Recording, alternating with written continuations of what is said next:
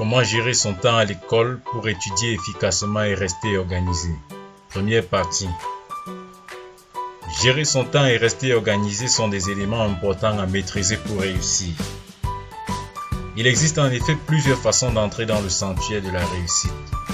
D'aucuns le font en se servant d'un bélier pour défoncer la porte, tandis que d'autres, plus méthodiques, se donnent moins de peine en trouvant la clé de la porte. Voici en quelques étapes comment acquérir la clé d'une réussite scolaire quasi assurée. 1. Rêvez grand. Prenez un bout de papier et mettez par écrit tous vos objectifs à court et long terme. Il s'agit de lister les actions que vous souhaitez accomplir au courant de l'année et ce que vous voulez devenir ou obtenir dans la vie. Ne vous restreignez pas à de petites choses. Affichez ces objectifs à portée de vue sur votre mur ou sur votre table d'études. Ainsi, lorsque vous serez en panne de motivation, votre tableau de bord sera votre principale source. 2. Prenez toujours des notes même lorsque vous avez tout compris. Notez par écrit le résumé des explications et des conseils prodigués par l'enseignant. Ne vous attardez pas sur les fautes en écrivant. Le plus important est d'avoir un mémo des notions essentielles. 3. N'hésitez pas à poser des questions pour faire la lumière sur vos doutes.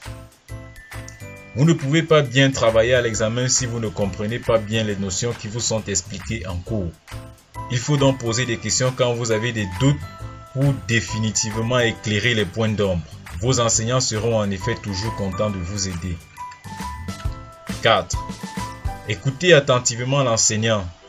Évitez les distractions telles que le bavardage et les jeux pendant les explications, car l'enseignant ne reviendra probablement plus sur la notion. 5. Faites toujours vos devoirs. Les devoirs sont le meilleur moyen de jauger votre niveau de compréhension du cours. Il faut donc les prendre au sérieux et noter toute remarque ou ambiguïté durant ce travail pour en discuter avec l'enseignant. Il appréciera vos efforts et vous encouragera. 6. Observez régulièrement des pauses. Il est plus efficace de travailler 3 heures en observant des pauses de 10 minutes après chaque heure d'étude que de faire 5 heures continues de travail. 7. Tirez profit du type de votre mémoire pour être plus productif. Assurez-vous de regarder notre précédente vidéo sur les différents types de mémoire et leur fonctionnement. Ceci afin de tirer tous les avantages que confère votre type de mémoire pour un travail plus efficace.